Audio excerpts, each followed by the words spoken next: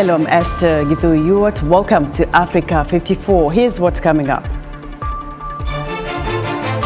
The United Nations warns that Sudan is at a tipping point amid alarming reports from El Fasher, the capital of North Darfur.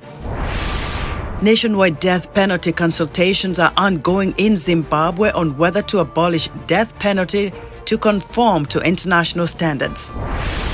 And traditional depictions of elderly Africans create a social media buzz thanks to artificial intelligence. All this and much more coming up on today's Africa 54.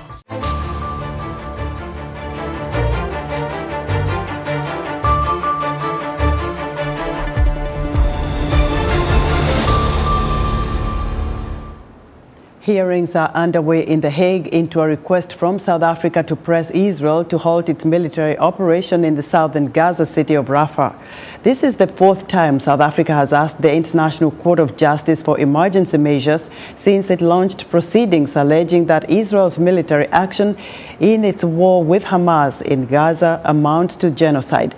Meanwhile, South African President Cyril Ramaphosa has signed the National Health Insurance Bill into law. Tuso Kumalo has more details from Pretoria on the new law. Ramaphosa argues that the bill will help all South Africans to access equal health and quality health for all, both the rich and the poor. But the opposition is not amused. The main opposition party, the Democratic Alliance, is threatening to go to court, accusing President Cyril Ramaphosa of rushing this bill without the basis of its funding in order to get votes in the country's coming elections. South Africans are also divided on the issue.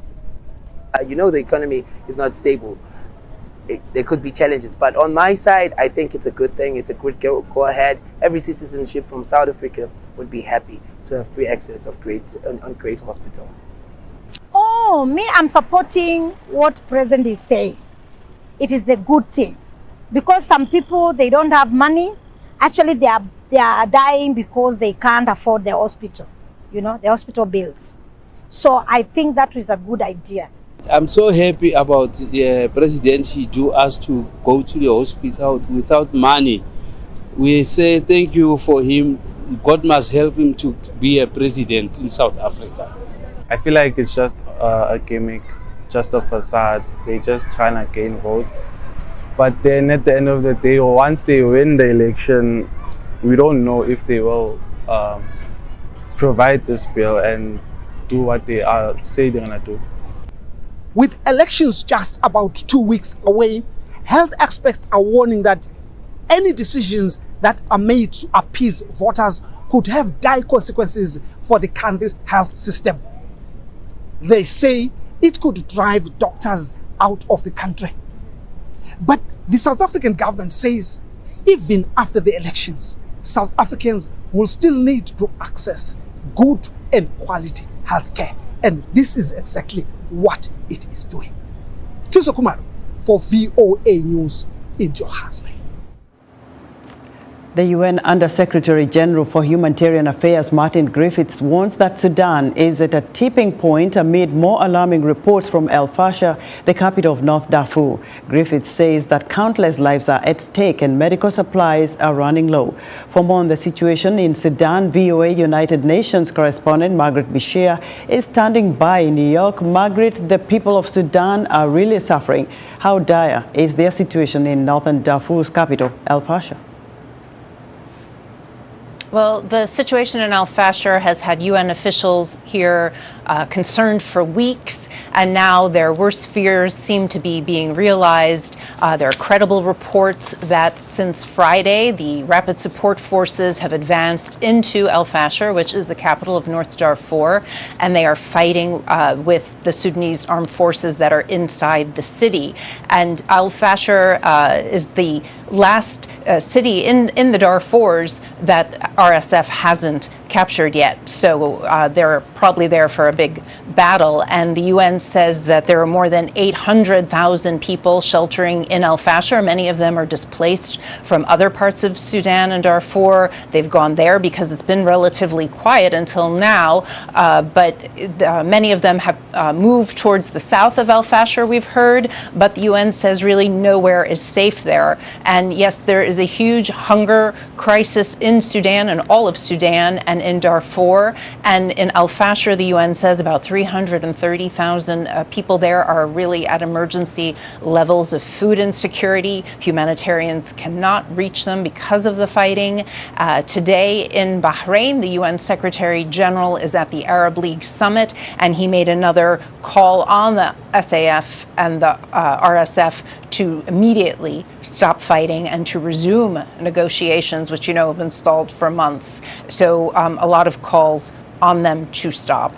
Margaret, you mentioned humanitarian aid, and I see that WFP is also warning the window is also closing for aid to get to millions of people in Sudan to avert a possible famine. The Deputy Director just returned from a mission to Sudan this week. What are the updates? What did he say? Yes, Karl Skau was in Sudan earlier this week. He said that the situation is desperate and it is deteriorating quickly. He warns that the threat of famine is growing for 5 million Sudanese in parts of the country affected by war. This is complicated by the approaching rainy season. It's about to start in June and it will run through July. So this means that roads will become impassable, which means humanitarians will have yet another obstacle to getting aid to people.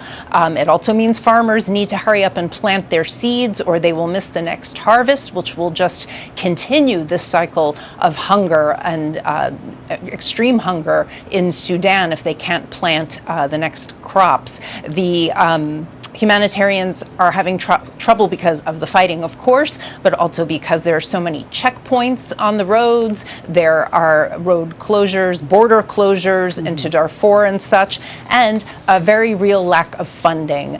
We heard from Clementine Nkweta Salami, the UN resident and humanitarian coordinator for Sudan on Wednesday. She was telling us that an aid convoy left Port Sudan on April 3rd, and it has yet to reach El Fasher. It's been about 6 weeks, and they can't do it because of delays in getting clearances and all of these checkpoints along the roads.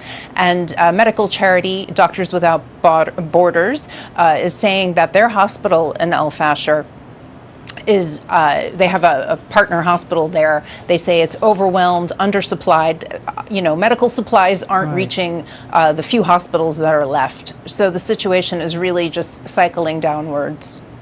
Margaret, thank you so much for your reporting. VOA's Margaret Bashir reporting live for us from the United Nations. Nationwide consultations are ongoing in Zimbabwe's parliament after the cabinet in February agreed to abolish the death penalty to conform with international standards. Columbus Mavunga reports from Bindura.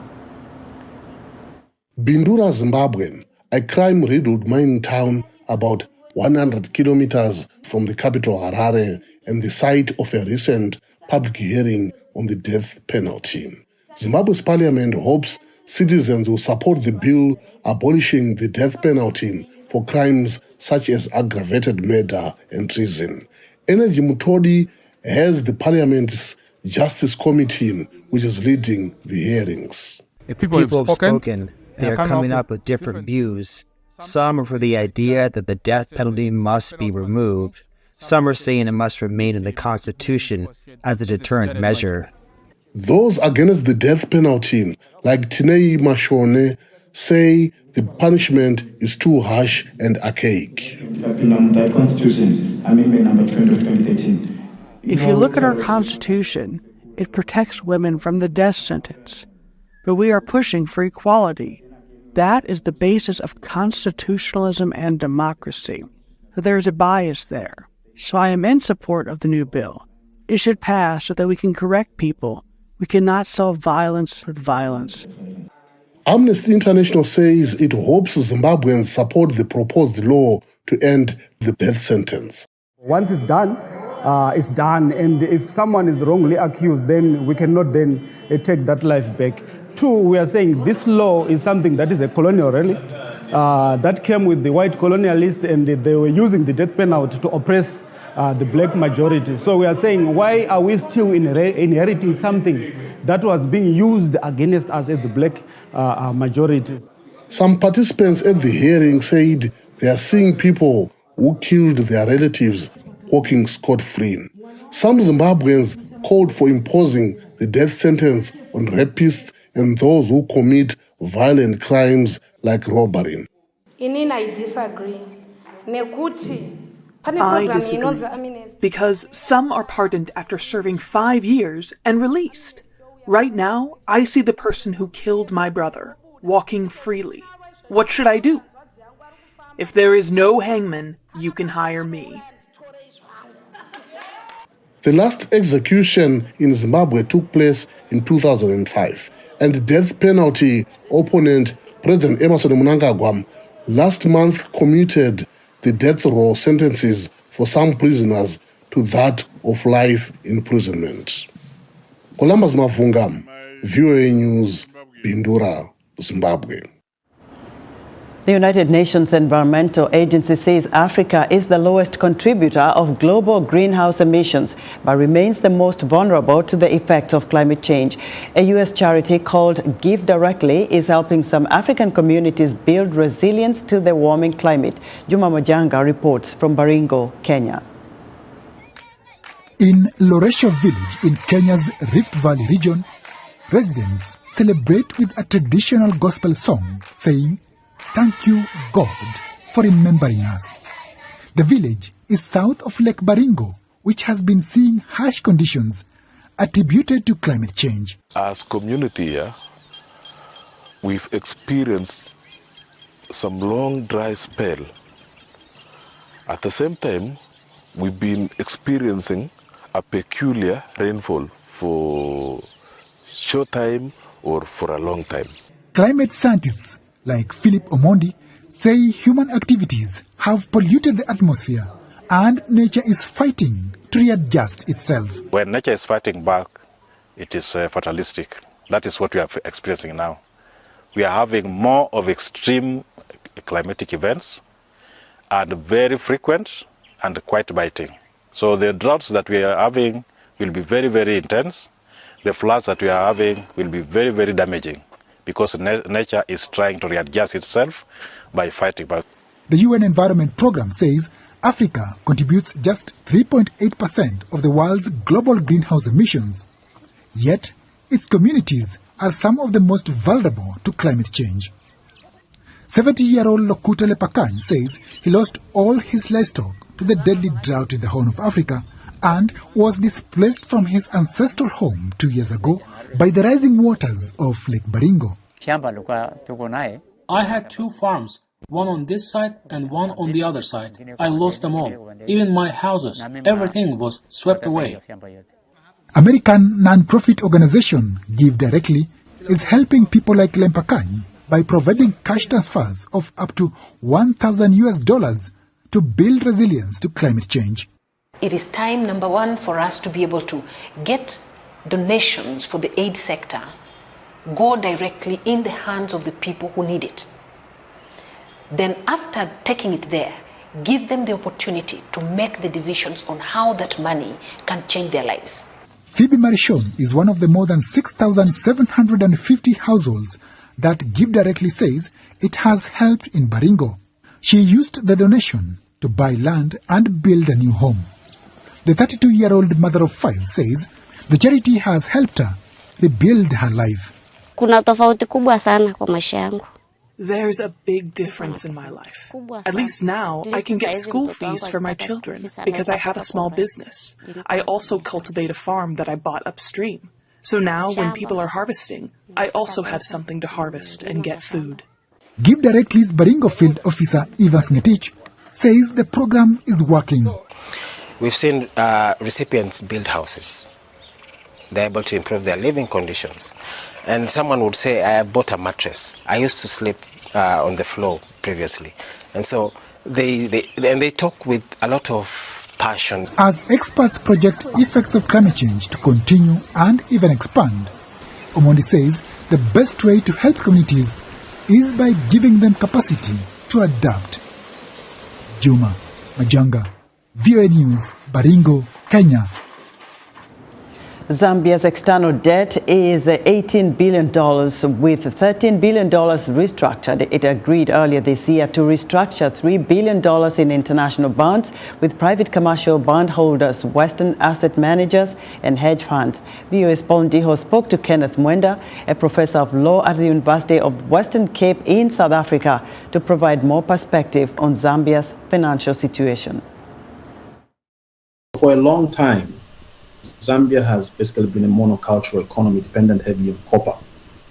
We've struggled, we've tried to diversify into, there's a bit of agriculture of course, but we could have done better. The approach to privatize the mines was not well handled, starting with the MMD government. This is not about UPND, it's not about PF, from the MMD government. I think there was a hurried approach towards privatization.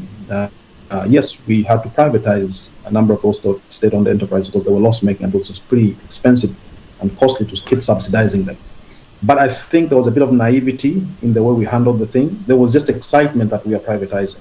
In the Western world, they don't privatize everything. I mean, you and I use metro, you and I use public transport owned by the government. You don't have to sell everything. There are certain critical industries which provide social services to the country. You have to keep those. But there was a bit of naivety, I'm sorry to say, I'm just being frank, in terms of the way the MMD approach this. They sold basically everything, leaving just a few companies, a handful.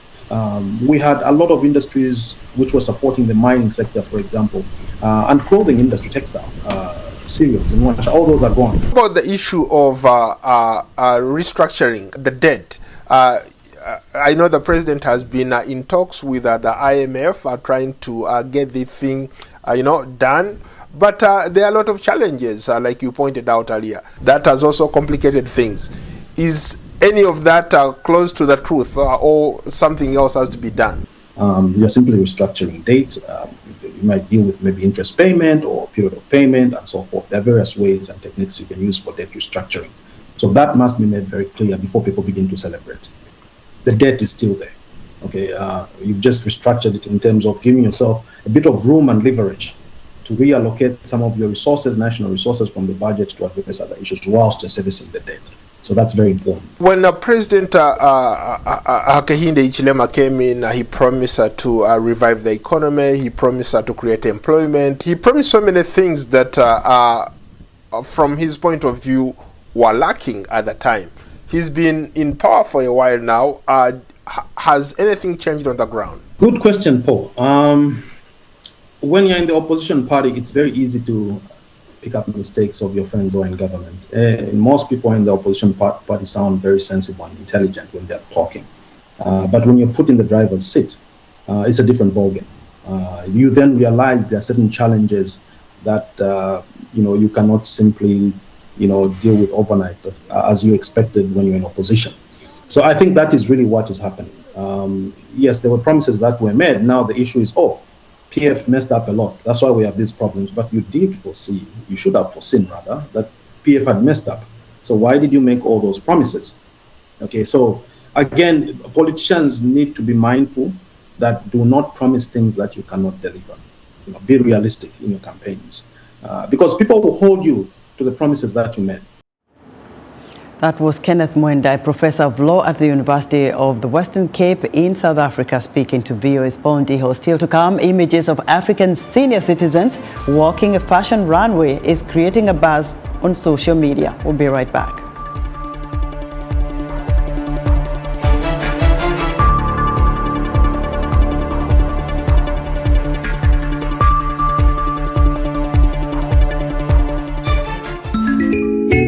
Obtaining your college degree is a great achievement. However, your next step of finding a job can be daunting. On this week's edition of Our Voices, we will explore how new graduates can get ready for the workforce and discuss the need for soft skills to help boost their chances of employment.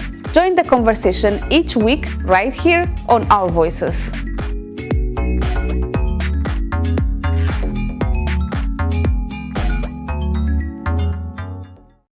Where stories come alive from the heart of Africa, it's the BAL playoffs and finals. Join us in Kigali, Rwanda from May 24th to June 1st at the BK Arena. The biggest show in African basketball is here. 8 teams battling for the championship. Grab your tickets now at ticket.rw. Be part of history, all for the final.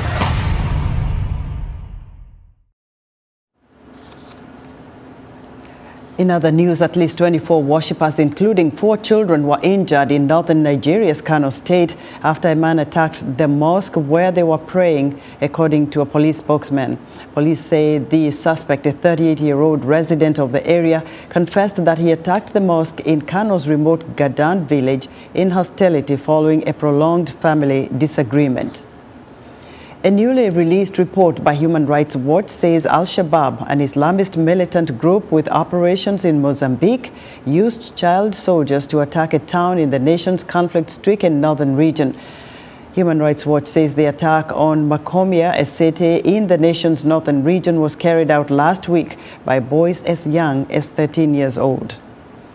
And Tunisia's Interior Ministry is categorically denying and dismissing on Thursday accusations by lawyers and a rights group that police officers tortured and detained an attorney who collapsed in court.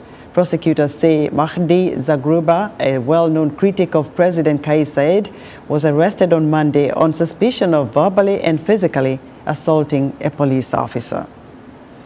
U.S. Democratic President Joe Biden and his challenger in the November 5th election, former Republican President Donald Trump, agreed Wednesday to 2 debates, one on June 27th and another on September 10th. The two campaigns agreed to hold the first face-off in 6 weeks at CNN studios in Atlanta without an audience. The second debate is being hosted by ABC News. Biden's campaign suggested that June and September dates, while saying he would not participate in the 3 debates proposed for September and October by a non-partisan presidential debate commission that has organized the quadrennial debates for 3 decades. President Biden's re-election campaign has launched a digital advertisement aimed at Latino voters, seeking to remind them of former President Donald Trump's controversial zero-tolerance family separation policy at the U.S.-Mexico border. VOA's immigration reporter Eileen Barros has more. With immigration on voters' minds this presidential election season, the Biden campaign is ramping up efforts to remind them of the Trump administration policies on the issue. They're bringing drugs, they're bringing crime. A 50-second ad named Ripped Apart shows images of children crying and followed by some of former President Donald Trump's anti-immigrant comments. Wants to bring back cruel and inhumane family separation policies that rip children from their parents at the border. Folks, that's not who we are. The family separation policy announced 6 years ago led to the separation of more than 5,000 children from their parents and other adult relatives. Some were infants. Immigration rights groups sued the Trump administration. The ACLU brought the family separation lawsuit in the beginning of 2018 when we learned that the Trump administration was engaging in a practice of taking children from their parents. Under the policy, families were separated and parents criminally prosecuted for crossing the border illegally. We brought the lawsuit called Miss L v. ICE in the federal court in San Diego, a national class action, and ultimately got an injunction from the court, said the policy was likely unconstitutional, was brutal and unconscionable, and that the Trump administration needed to end the practice immediately and reunify all the children that had taken away and had to help us find all these families. The lawsuit was settled in 2023. Children and relatives who were separated will receive assistance with health care, housing, and legal needs. They will also have access to a fast asylum process and can receive 3 years of humanitarian parole, allowing them to live in the U.S. legally. Still, nearly 1,000 children have yet to be reunited with their parents and relatives. And we have been searching for years for all the families that were separated, many of whom are still not found. In 2018, Trump signed another executive order reversing his administration's family separation policy after a national and international outcry. He has continued to talk tough on border security. Because we want people to come in, but they have to come in legally. The Biden administration rolled back Trump's immigration policies, prompting criticism from Republican lawmakers.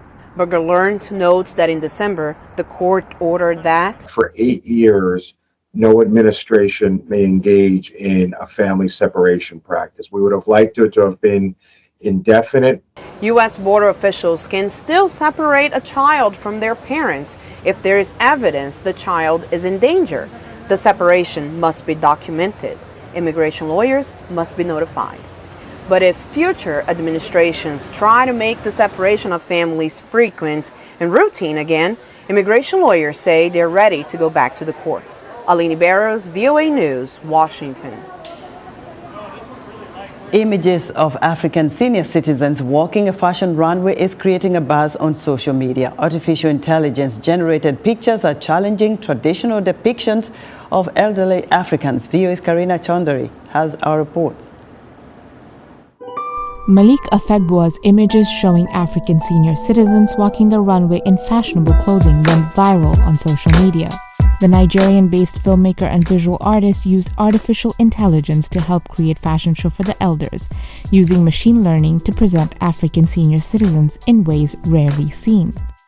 The Elder series is about showing the elder society in a place that is not marginalized, in a place that is spoken for in pop culture, fashion, and other industries that we don't normally see them.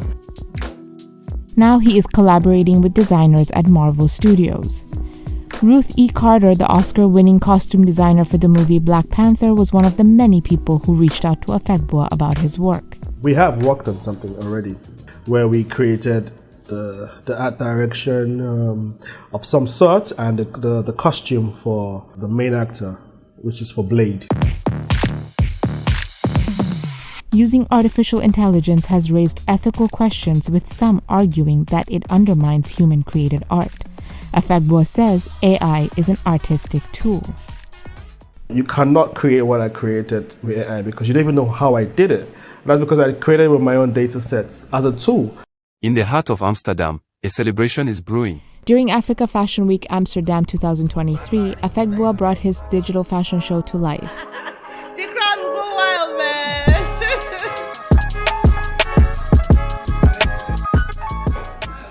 Afegbua plans to bring his fashion show for the elders to a runway in Nigeria in early 2024, this time with everyday mothers, fathers, aunts, uncles, and grandparents, celebrating them in fashion. Karina Chaudhary, VOA News. And that wraps up our show for today. Be sure to watch Africa 54 on our website at voaafrica.com. From all of us here in Washington, thanks for watching.